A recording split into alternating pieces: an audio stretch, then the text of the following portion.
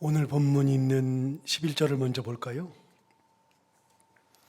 그 후에 예수께서 나인이란 성으로 가실새 제자와 많은 무리가 동행하더니 그렇게 되어 있는데, 이 11절에 의하면 우리는 세 가지의 정보를 알 수 있습니다. 먼저는 그 후에 라고 하는 겁니다. 두 번째는 예수께서 나인성으로 가셨다는 두 번째 정보가 있고, 마지막으로는 그렇게 가실 때 제자와 많은 무리가 동행했다라고 되어 있습니다.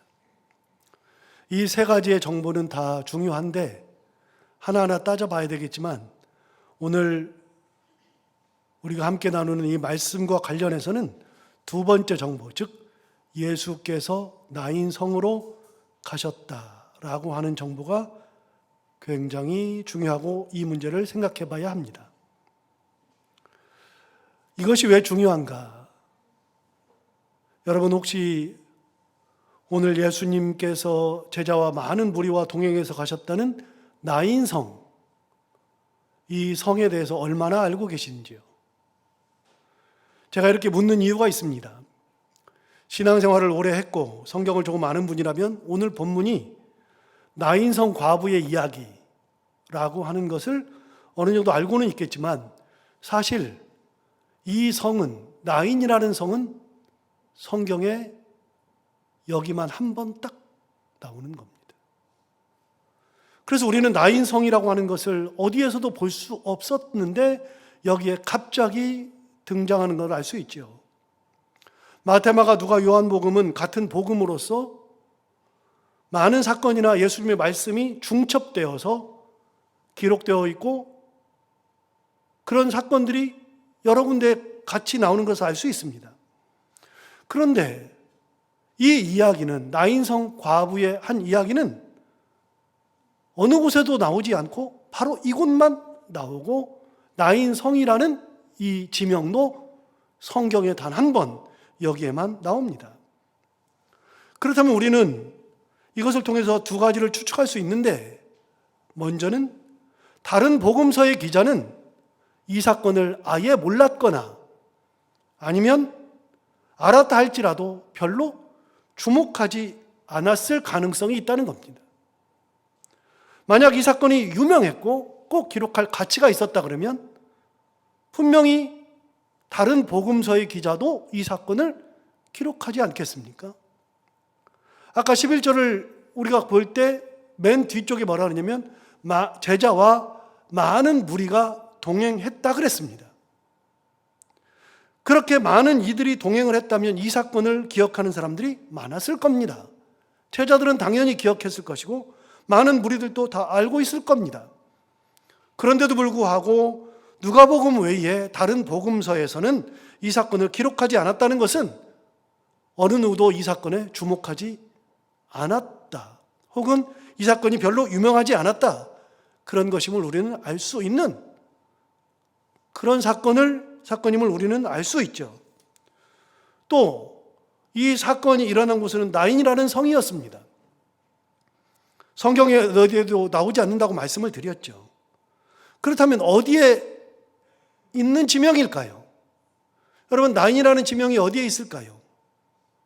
만약 예루살렘, 그러면 우리는 다 압니다.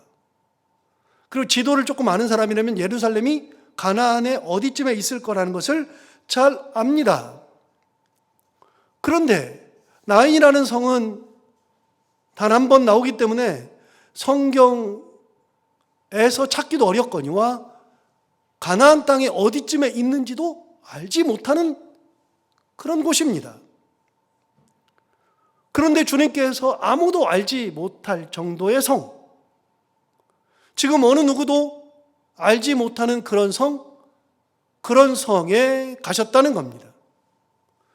이런 기본적인 내용을 바탕으로 해서 생각해 보면 오늘 본문의 저자 누가는 아무도 관심이 없었던 사건, 어느 누구도 알지 못했던 이름도 없는 성에서 일어난 이야기,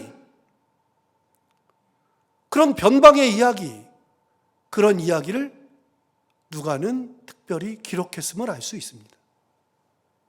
누가의 시선으로 볼 때는 이 사건은 참 중요해 보였던 것 같습니다. 여기에 더해서 이 성에는 한 여인의 기가 막힌 사연이 있었는데 아무도 주목하지 않았고 누구도 가지 않았던 그곳에서 일어나는 사건 중에 이 여인이 나오는데 이 여인의 사연은 너무나도 기가 막힌 사연이 들어 있습니다. 우리는 그 이야기에 귀를 기울여 볼 필요가 있죠. 도대체 이 여인이 누구며 어떤 사연을 가지고 있었을까요? 그 사연을 12절에서 확인할 수 있는데 12절을 보시면 이렇게 말합니다. 성문에 가까이 이르실 때에 사람들이 한 죽은 자를 메고 나왔습니다. 그런데 이는 한 어머니의 독자요. 그의 어머니는 과부라. 그 성에 많은 사람도 그와 함께 나오더라. 이 죽은 자에 대한 이야기를 하고 있는데 예수님께서 그 성에 가까이 가셨을 때에 사람들이 상여를 메고 오는 걸 본 거죠. 그 상여의 주인공이 누구였느냐면 한 어머니의 독자라고 되어 있습니다. 하나밖에 없는 아들이 죽어버린 겁니다. 자녀가 여러 있는 것도 아니고 하나밖에 없는데 그 아들이 죽어버리는 거죠. 저는 이 설교를 준비하다가 갑자기 이 부분에서 한동안 가만히 있었습니다. 왜냐하면 이 어머니의 마음이 어땠을까를 생각하는데 이해는 하겠어요. 이해는 하겠는데 그 어머니의 마음을 그대로 느끼지는 못하겠어요. 그냥 이해는 하겠어요. 막막한 생각이 들었습니다. 독자가 죽었으니까요. 아들이 둘이 있는 것도 아니고 하나밖에 없는 아들이 죽었으니 그 어머니의 마음을 누가 쉽게 이해하고 공감할 수 있겠습니까? 사실 우리는 이해를 합니다. 마음이 아프겠지. 힘들겠지. 얼마나 힘들까? 여러분, 누가 사업이 망했다 그러면 그 마음을 이해할 것 같습니다만 정작 사업이 망해가지고 아무것도 없이 다 뺏겨야 하고 삶이 막막한 사람의 심정을 이해한다고 말을 하고 이해하는 것 같지만 절대로 이해하지 못합니다. 자녀에게 큰 문제가 생겼다 그랬을 때 그걸 우리가 듣고서 얼마나 힘들까라고 말을 하고 이해를 할 수 있습니다만 여러분, 자녀에게 그런 문제가 생겼을 때에 그 부모의 마음을 절대로 똑같이 가지고 있을 수가 없습니다. 병이 걸려가지고서 그 병에서 사경을 헤매는 사람을 둔 그 부모나 가족들의 마음을 절대로 이해하지 못합니다. 얼마나 힘들까? 그 정도고, 그러지 가족들이 느끼는 그 아픔을 절대로 이해하지 못하고요. 당사자의 마음을 절대로 이해하지 못합니다. 정말 큰 위기가 생겨서 도저히 뭔가를 할 수 없을 때 하나님의 은혜로 그 위기를 넘겨요. 여러분, 그런 때 목회자로서는 참 힘들어요. 왜냐하면 그런 이야기를 들었을 때 할 수 있는 게 아무것도 없거든요. 그리고서 할 수 있는 거라고는 기도밖에 없으니 하나님 앞에 기도하고 그냥 최대한 하나님의 마음으로 위로한다고 전화하는 거 외에, 찾아가는 거 외에는 할 수 있는 게 없으니까요. 그런데 놀라운 거는 그렇게 사경을 헤맬 경우에 저는 이해 정확하게 못하지만 그럼에도 불구하고 전화라도 하면 전화를 받자마자 울어요. 평소에 제 전화를 받는다 그래서 울지 않아요. 그런데 그런 어려움이 있을 때 그냥 울어요. 그런 분들을 위해서 머리에 손을 얹고 기도하려고 머리에 손을 대면 기도하지도 않았는데 벌써 흐느껴요. 그런 분들의 마음을 누가 이해할 수 있습니까?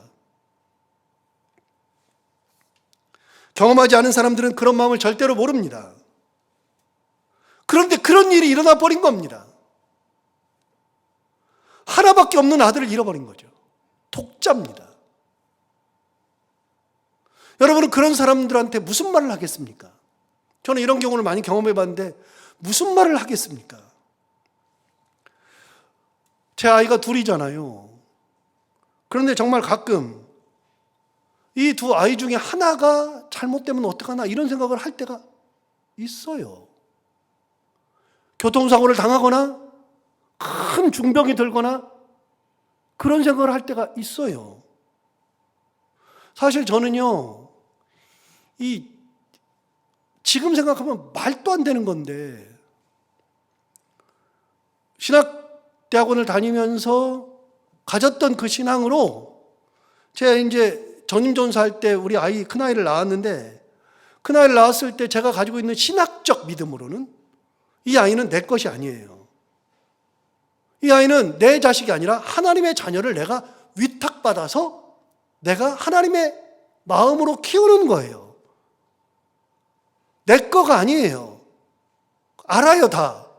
그래서 저는 신학적인 믿음을 가지고 제 아내에게 뭐라 그러냐면 이 아이가 죽어도 동요하지 말아라. 이런 말도 안 되는 소리를 했어요. 지금 생각하면 웃기는 얘기예요. 그게 믿음이 좋은 줄 알고 제가 그런 얘기를 했어요. 아내가 그런 얘기 하지 말라 그랬는데도 혹시 어떻게 될지 모르니까 생각하고 살아라 그렇게 말을 한 적이 있어요. 그런데 지금 생각하니까 정말 철이 없는 거죠. 원론적으로는 그 말이 맞을 수 있죠. 그런데 아이를 잃었다고 생각하면 견딜 수가 없어요. 저는 아이가 둘인데도 하나만 어떻게 잘못되어도 못 살 것 같습니다. 여러분은 어떻습니까? 말도 되지 않습니다. 저만 그런가요? 여러분도 똑같잖아요. 살 수 있습니까? 그 슬픔을 어떻게 말로 표현할 수가 있겠습니까? 저는 지금까지 수많은 장례식을 많이 치렀는데 가장 가슴이 아픈 장례식을 3번 치른 적이 있습니다. 제가 설교 중에 3번을 다 말씀을 드린 적은 있는데 그 3번의 경우는 말로 표현을 할 수가 없습니다.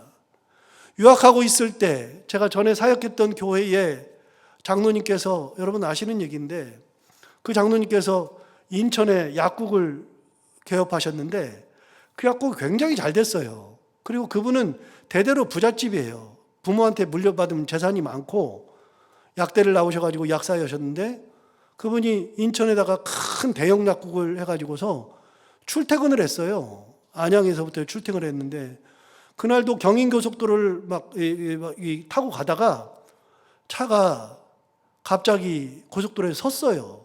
그 턱턱거리니까 갓길에다 세워놓은 다음에 본네트를 열고 뭐가 잘못된다고 보고 있는데 뒤에서 차가 그냥 와가지고 쳐서 그냥 돌아가셨어요. 그 자리에서 즉사를 했어요. 장로님이잖아요. 유학을 하고 있었는데 그 얘기를 듣고 나서는 그 아들하고는 저는 굉장히 친합니다. 지금도 친합니다. 40이 넘었는데 야, 그러면서 맨날 얘기합니다. 너 왜 교회를 안 다녀? 그러는데 그 녀석이 다녀야죠. 그러면 웃으면서 실실 얘기하는데 교회를 잘 안 나갑니다. 지금까지 그 녀석의 머릿속에는 하나님이 왜 우리 아버지를 데려갔냐는 거예요. 이해가 안 된다는 거예요. 우리 아버지처럼 평생 하나님 사랑하고 헌신하고 자기가 보기에도 우리 아버지는 정말로 하나님 앞에 충성했는데 이런 아버지를 왜 데려갔느냐 이해가 안 된다는 거예요. 지금도. 그나마 저를 만나서 제가 이렇게 이 미사에다가 소아과를 개원했는데 이제 그 개원할 때도 저 와서 예배 해달라고 그래서 예배도 해주고 지난번에 소아과를 좀 키워가지고서 목사님 와서 예배 드려주세요. 예배하고 그러니까 연말이 되면은 1년에 한 번씩 100만 원 이렇게 헌금해요. 이렇게 교회 통장으로. 교회는 안 나오는데 걔는 지금도 이해가 안 돼요. 여러분 이해가 됩니까? 저도 이해가 잘 안 되는데 그 마음을 어떻게 위로할 수 있습니까? 제가 유학하면서 그걸 어떻게 할 수가 없었어요. 전화를 안 했어요. 그렇게 친한데. 제가 중고등부 교육전사 할 때 중학교 2학년이었는데 지금도 안 돼요. 제가 가끔 그래요. 야, 너희 아버지가 장로였는데 너 왜 신앙생활 안 해, 임마? 신앙생활 해야지. 하늘의 아버지가 좋아하겠다. 이런 식으로 그냥 편하니까 얘기하지만 아직도 해결이 안 돼요. 또 한 경우는 장로 권사님이신데 그 아들이 이비인후과 의사인데 여의도에 세미나를 가다가 교통사고를 그냥 40 넘었는데 직사하고 말았습니다. 그러니 부모가 이해가 되겠어요? 그 아픔을 이해를 하겠어요? 그런데 그분이 해외에 아들한테 다 물려주고, 그 아버지도 의사인데 아버지는 아들한테 다 물려주고 이제 여생을 좀 편하게 살겠다. 그러고서는 두 분이 여행을 가셨다가 동남아로 가셨는데 아들이 그냥 동남아에 있는 순간에 죽어버린 겁니다. 그 소식을 듣고 들어오려고 그러는데 비행기가 있어야죠. 그 비행기를 급하게 수배해서 들어왔는데 하루 지나서 들어왔어요. 제가 가볼 수가 없더라고요. 안 가려고 끝까지 버티다가 마지막 상여가 나가는 발이 나는 날 갔어요. 가가지고서 장로님을 불렀어요. 장로님. 그랬더니 장로님이 제 손을 꼭 잡더니 목사님 그러면서 그냥 울어요. 권사님이 계실래? 권사님 그랬더니 권사님은요 저한테 그냥 얼굴을 묻고 그냥 쓰러져요. 그러면서 울어요. 그래서 나중에 들어봤더니 자식이 죽어가지고 장례를 치르는 그 순간 한순간도 눈물을 안 흘렸답니다. 여러분 이해가 됩니까? 그 부모의 마음을 이해를 할 수 있습니까? 그 아픈 마음을 어떻게 이해를 합니까? 안 되는 겁니다. 마지막 하나의 경우는 제가 영락교에 있을 때 저희 교구에서 일어났던 일인데 초등학교 3학년짜리가 여름이 되어가지고서 걔가 달리기를 좀 잘해가지고 학교에서 이제 육상부를 하게 돼가지고 이 여름방학인데 선생님이 불러가지고서 훈련하자 그래가지고 훈련하러 가가지고서 뛰다가 죽어버렸습니다. 초등학교 3학년짜리가.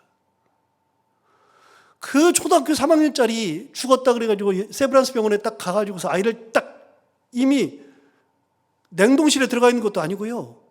그냥 응급실 그 시트에 딱 누워 있는 거예요.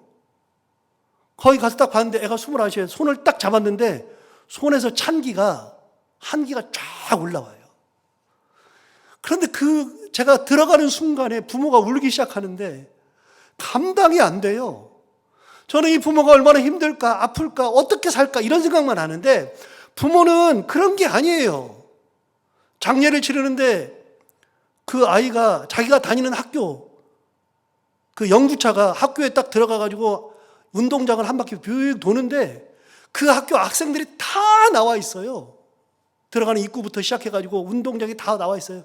그래서 거기 한 바퀴 삥 돌고 나오는데 아이들이 다 우는데 엄마 다 울고 모든 장례식장이 완전히 오열하는 장례식장을 했는데 지금도 그 부모가 이해를 못해요. 내 아이를 데려간 것을 이해를 못해요. 여러분, 그런데 나인성에 있는 이 여자에게는 독자가 죽었습니다. 우리가 그냥 흔히 지나가는데 여기는 독자라고 딱 되어 있습니다. 하나밖에 없는 아들이 죽어버린 겁니다. 예수님이 그걸 보신 겁니다. 그래서 우리는 자녀들을 위해서 기도하는데 삶을 위해서뿐만이 아니라 우리 자녀들이 건강하게 잘 살기를 위해서 기도하는 거예요. 그래서 자녀들이 건강하게 이 땅에 잘 사는 것만 해도 얼마나 감사한지 그런 측면에서 생각해 보면요. 저는 어느 날 읽었던 책을 제가 지금도 가슴에 이제 가지고 있는 책 내용들이 참 많은데 그 책에서 아주 재밌는 얘기를 했어요. 그 책에서 뭐라 그러냐면 이스라엘 백성들이 2000년 동안에 나라가 없이 유리방황했잖아요. 디아스포라였잖아요. 그래서 이 땅을 또 떠돌아다니면서 2000년을 살았습니다. 2000년을 살면서 나라도 없이 살면서 이 사람들이 전체적으로 다 흩어진 거예요. 전 세계로 다 흩어졌죠. 그래서 뭐 남미에 가서 사는 사람, 러시아에 가는 사람, 북유럽에 사는 사람, 아프리카 사는 사람, 동남아시아 사는 사람들, 그래서 유태인들은요 전 세계로 다 흩어졌습니다. 그 유태인들이 얼마나 대단한가를 기록한 책인데 그 책에 의하면 이제 여러 가지 내용이 있는데 그 중에 두 가지를 소개하면 하나는 이 사람들이 1947년이 되어서 시오니즘에 의해서 가나안 땅, 지금 뭐 전쟁이 일어나고 있잖아요, 이스라엘에. 그 가나안 땅이 원래 팔레스타인 사는 2000년 동안 살던 사람인데 갑자기 이스라엘 사람들이 뭐 자기 유태인이라 그래가지고 땅 사기 시작하면서 거기다 나라를 건설하니까요. 그러니까 그 사람들이 용납하겠어요? 그런데 어쨌든지 간에 그런 얘기는 뒤로 하고 시오니즘에 의해서 이스라엘 사람들이 모여서 땅을 사가지고 나라를 만들려고 했는데 전 세계에 있는 유태인들이 돈을 다 보내가지고 땅을 사기 시작했잖아요. 그래서 유태인들이 모였어요. 이스라엘 땅, 지금의 가나안 땅에 다 모였어요. 모여가지고 나라를 선포하고, 그런데 모였던 모든 사람들이 전 세계에서 흩어져 살면서 2000년 동안 얼굴 모습도 바뀌고, 입는 옷도 다 다르고, 말도 싹 다 다르고, 2000년이 지났으니까요. 그런데 모여가지고서 그 사람들이 동시에 했던 게 히브리어를 하더랍니다. 자기 언어를 잊어버리지 않았다는 겁니다. 이제 그 얘기는 뭐 뒤로 넘기기로 하고요.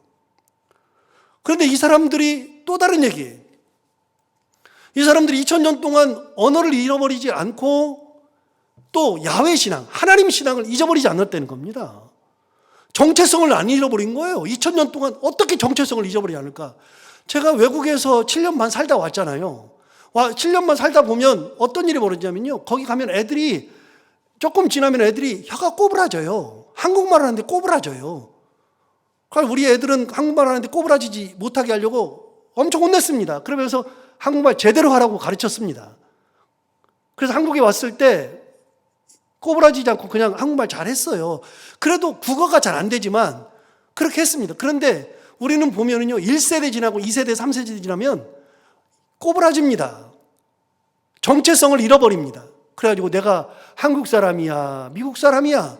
어느 정도 4세대, 5세대 지나면은 한국인이라는 정체를 잃어버리고 미국인의 정체로 살거나 다른 나라의 정체성으로 가지고 살게 되는데, 그런데 이스라엘 유태인들은요, 전 세계에 흩어져 살았는데 그 사람들이 모여 있는데 다 히브리인의 정체성을 안 버리더라는 겁니다.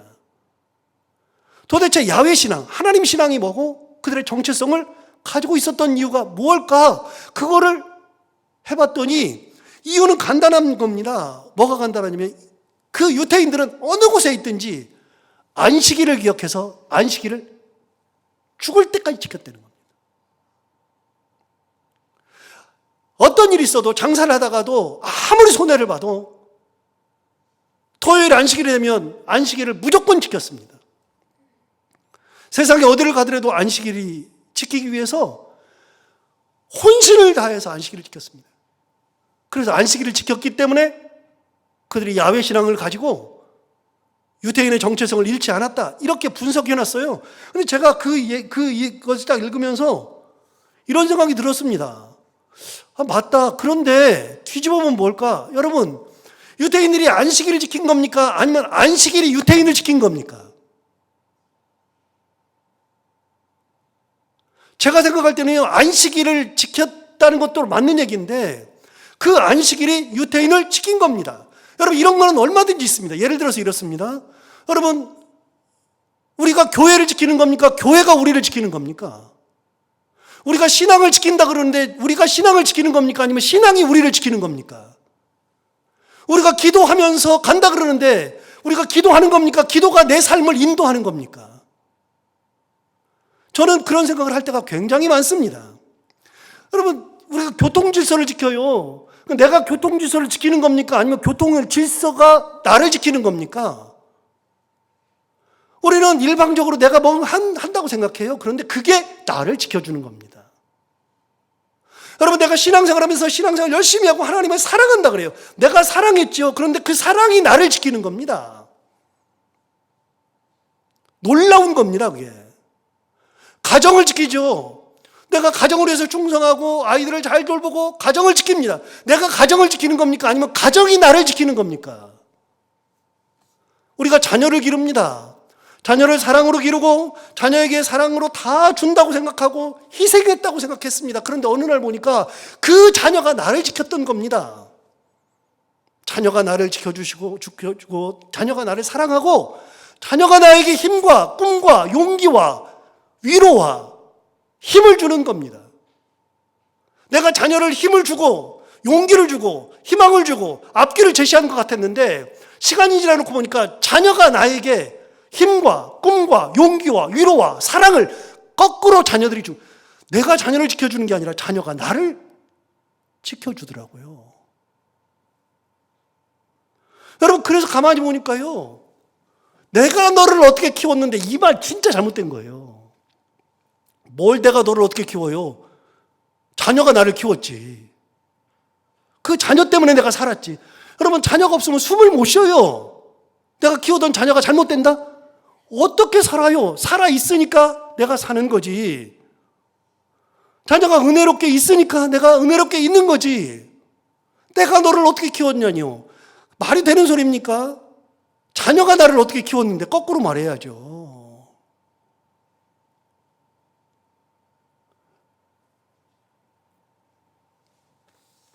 여러분, 이 여인에게는 독자입니다. 이 여인이 독자를 키운 게 아니라 이 아들을 보면서 힘을 가졌고 용기를 가졌고 삶의 의지를 가졌고 이 아들을 보면서 세상을 살아갔는데 그 자녀가 죽은 겁니다. 그걸 어떻게 설명하죠? 나의 모든 희망과 꿈과 용기와 위로와 사랑과 삶의 모든 것을 쥐고 있던데 아들이 죽었는데 어떻게 견딥니까? 저는 설교를 준비하다가 옛날에 읽었던 이 책이 딱 생각나면서 이 엄마가 이 독자가 죽어서 상여가 나올 때 사람들이 같이 나오는 것을 보면서 이 엄마가 얼마나 오열할까. 그래서 설교를 준비하다가 딱 멈췄습니다. 더 이상 진행이 안 돼가지고. 세상에 아무리 힘든 일이 있어도 아들을 바라보며 살았잖아요. 집에 가서 그 아들의 얼굴을 보면 위로가 되고 희망이 생겼잖아요. 그래서 우리 아이들은 죽으면 가슴에 묻는다 그러잖아요. 정말 눈물이 나는 얘기입니다. 우리는 성경을 읽으면서 그냥 막 일어나요. 내게 일어난 일이 아니니까요. 근데 정말 눈물 나는 얘기입니다. 그런데 한 걸음 더 나가서 독자가 죽은 얘기보다도 더 가슴 아픈 얘기가요, 11절에 있었습니다. 12절에 있었습니다. 12절에 보면 이렇게 말했습니다. 성문에 가까이 이르실 때에 사람들이 한 죽은 자를 메고 나오니 이는 한 어머니의 독자라 그랬습니다. 그런데 그다음 뭐라 하냐면 그의 어머니는 뭐라고요? 과부라고요. 그 엄마는 과부였습니다. 남편을 여의고 이제는 남은 존재라고는 아들과 자기밖에 없죠. 그 아들이 죽어버린 겁니다. 남편이라도 있으면 그나마 나을 텐데 남편도 없는 양반이 이렇게 된 거니까 이 여인의 기구한 사연을 뭐라고 설명할 수 있을까요? 시선이라는 노래를 불렀던 김명선 씨가 있습니다. 시선이라는 노래는 우리 좀 이따 가면서 유튜브로 한번 찾아서 들어보세요. 우리 다 아는 노래입니다. 시선이라는 노래, 김명선 씨. 그분이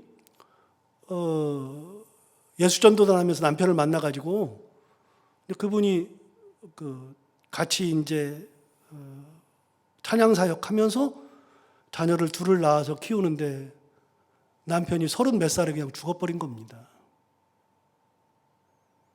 그리고 만드는 노래가 시선입니다. 그 아이를 키운 사연이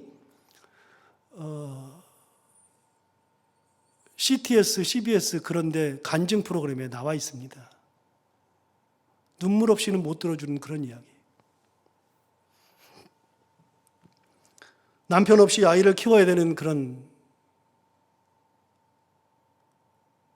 여인인데 이 여인은 그 아들마저 죽고 말았습니다.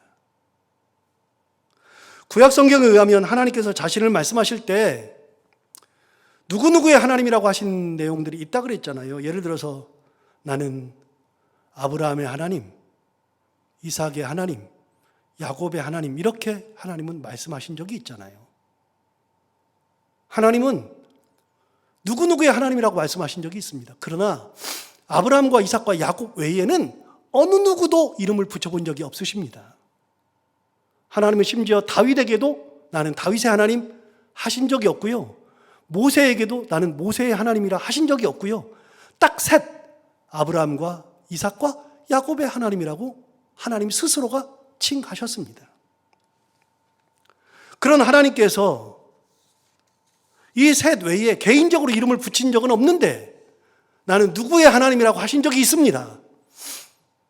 하나님이 가장 마음을 두고 있는 셋, 고아와 과부와 객, 나그네. 나는 고아의 하나님이다.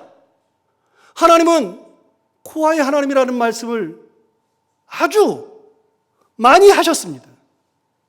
하나님은 과부의 하나님이셨고 나그네의 하나님이었습니다. 사람 이름은 붙이지 않았어도 하나님이 관심 있는 것은 바로 그런 헐벗고 굶주리고 사회적 약자에 대해서 하나님은 스스로 이름을 붙이셨습니다. 저는 하나님이 좋은 이유가 이겁니다. 하나님은 우리는 세상의 기준으로 세상을 바라볼 때 큰 거, 위대한 거, 가진 거 이런 거에 관심을 갖고 그런 사람을 더 따르고 그런 사람에게 머리를 조아리고 그러지만 하나님은 그게 아니라 사회적인 약자들, 없는 사람들, 우리 다 없는 사람 아닙니까? 저나 여러분이랑 다 똑같지 않습니까? 우리 다 없잖아요. 그런데 하나님은 누구에게 관심이 있느냐? 고아와 과부와 객에 관심을 가지고 있습니다. 하나님은 저는 그런 하나님이 너무나도 좋습니다. 하나님은 그런 하나님이라고 말씀하신 적이 있습니다. 왜요? 그들은 사회적 약자니까요. 여러분 과부를 생각해 볼까요? 다른 거는 그만두고 들어야 돼요. 과부를 생각해 볼까요? 당대 이스라엘 사회는요, 우리나라 조선시대랑 똑같아가지고 여자들이 경제활동을 하는 시대가 아닙니다. 여자들은 먹고 사는 것이 난망이었습니다.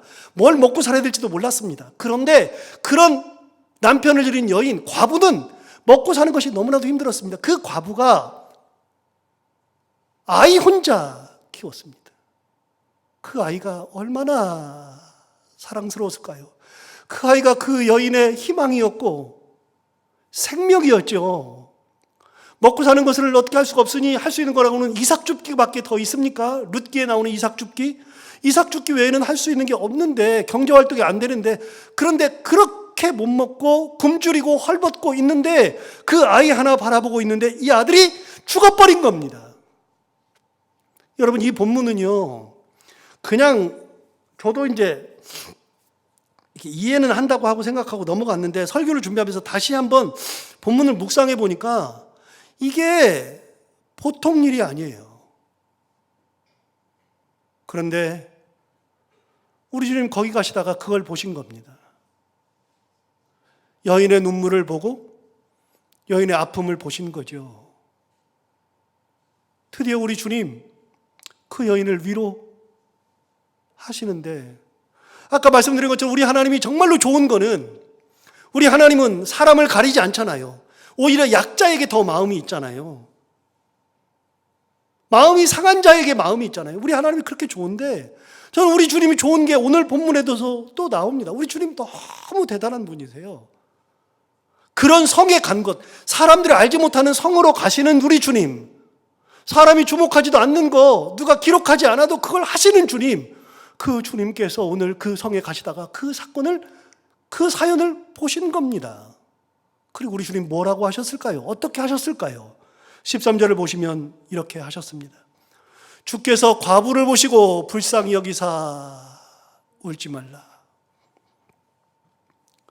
주님께서 과부를 보시고 불쌍히 여기는 마음이 있었습니다. 공동번역 성서는 이 부분을 측은한 마음이 드셨다. 새번역 성경에는 가엾게 여기셨다라고 번역했습니다. 우리 주님은 과부의 마음을 그대로 느끼셨으니 이렇게 말씀하셨을 겁니다. 이것이 주님의 마음이죠. 그런데 주님께서 이 부분에서만 불쌍히 여기는 마음이 있었던 것은 아닌 것 같습니다. 그래서 제가 찾아봤습니다. 마태복음만으로 찾아봤습니다. 마태복음만으로 봤더니 마태복음 9장 36절에 무리를 보시고 불쌍히 여기시니 이는 그들이 목자 없는 양과 같이 고생하며 기진함이라. 여러분 무리를 봤는데 그 무리들이 목자 없는 양과 같이 이리 왔다 저리 갔다 먹을 거 찾아갔다가 아팠다가 힘들었다 그런 것을 보시고 주님은 무리를 보시고 불쌍히 여기셨습니다. 마태복음 14장 14절, 예수께서 나오사 큰 무리를 보시고 불쌍히 여기사 그 중에 있는 병자를 고쳐주시니라. 무리를 봤는데 그 무리들은 병자가 가득했습니다. 아픈 사람들이 너무나도 많았습니다. 당대에 돈이 없는 사람들은 의원을 찾아갈 수 있는 그런 능력이 없었기 때문에 병을 가지고 살았습니다. 그 병을 가지고 절뚝거리며 나오는 사람들, 그리고 제대로 걷지 못하고 누워서 오는 사람들, 귀신이 들린 사람들, 그리고 혈루증을 앓는 여인들, 많은 사람들을 보시고 주님은 불쌍한 마음이 생겼습니다. 그래서 그 병자들을 고쳐주셨습니다. 마태복음 15장 32절에 가면 예수께서 제자들을 불러 이르시되 내가 무리를 불쌍히 여기노라. 제자들을 향해서 말했습니다. 내가 무리를 불쌍히 여긴다. 왜요? 그들이 나와 함께 있은지 이미 사흘이매. 주님을 따라다닌 지 사흘이 되었는데 먹을 것이 없도다. 주님이 보니까 그 사람들은 사흘이 지났는데 어차피 없는 사람이긴 하지만 사흘 동안 예수님을 따라다니면서 자기들이 가져온 도시락마저도 다 떨어져서 더 이상 먹을 것이 없었습니다. 그래서 주님 말씀하셨습니다. 길에서 기진할까 하여 굶겨 보내지 못하겠노라. 우리 주님은 그런 사람들을 그냥 넘어가지 않았습니다. 굶겨 보낼 수 없었습니다. 이때 나오는 사건이 어떤 사건입니까? 오병이어 사건이었습니다. 마태복음 20장 34절, 예수께서 불쌍히 여기사 그들의 눈을 만지시니 곧 보게 되어 그들이 예수를 따르니라. 예수님은 보지 못하는 사람을 불쌍히 여기는 마음이 있었습니다. 우리 주님은 사회적 약자와 마음이 통해하는 모든 사람들, 해결할 수 없는 문제를 가지고 있는 모든 사람들을 보실 때마다 주님은 항상 불쌍히 여기는 마음이 있었습니다. 제가 여기까지 보니까 위로가 돼요. 뭐가 위로가 되냐면, 여러분, 우리는 사람들에게는 말하지도 못하는 그런 어려움들이 있어요. 저에게도 그런 것들이 있어요. 또 오늘 본문에 있는 것처럼 사랑하는 사람을 여의고 자식들이 보는 앞에서는 담대한 양 웃으면서 괜찮아 그러면서 보냈지만 저녁이 되어서 혼자 잠자리에 들었을 때에는 통곡하면서 꺽꺽 우는 그런 경우들도 있어요. 여러분, 그런데 여기서 위로가 되는 건 뭐냐면, 우리 주님은 내가 과부만 불쌍히 여기신 게 아니라 내가 그런 상황이 되었을 때, 우리 모두가 그런 상황이 되었을 때 우리 주님은 단 한 번도 그냥 넘어가지 않더라. 우리 주님은 넘어가지 않고 나의 마음을 어루만져 주시는 거죠. 네 마음 안다. 너 힘든 거 안다. 너 괴로운 거 안다. 여러분, 이제 군대 보낸 부모들은 처음에 군대 보내려고 하면 그렇게 길거리 가다가 군인들이 눈에 띄어요. 안 보이던 군인이 띄어요. 임신한 분들은요, 그렇게 길거리 가면 임신한 여자분들이 눈에 띈답니다. 처지가 똑같으니까요. 우리 주님은 아픈 사람들과 하나가 한 마음이 되어서 그들을 위로하셨죠. 불쌍히 여기는 마음이 있었습니다. 그러면서 말씀하신 것처럼 불쌍히 여기시고 울지 말라고 하셨죠. 울지 말라. 우리는 울지 말라는 표현이 그냥 그렇게 말할 수 있습니다. 울지 마. 울지 마. 그렇게 얘기할 수 있는데 너무 공허해요.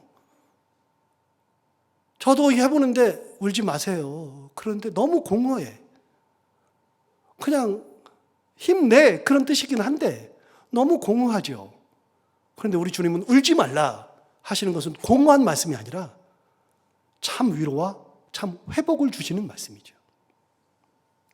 울지 말라 하시고 뭐라고 말씀하셨느냐? 14절을 보시면 가까이 가서 그 관에 손을 대시니 맨 자들이 서는지라. 예수께서 이르시되 청년아 내가 내게 말하노니 일어나라 하시매 죽었던 자가 일어나 앉고 말도 하거늘 예수께서 그를 어머니에게 주셨다.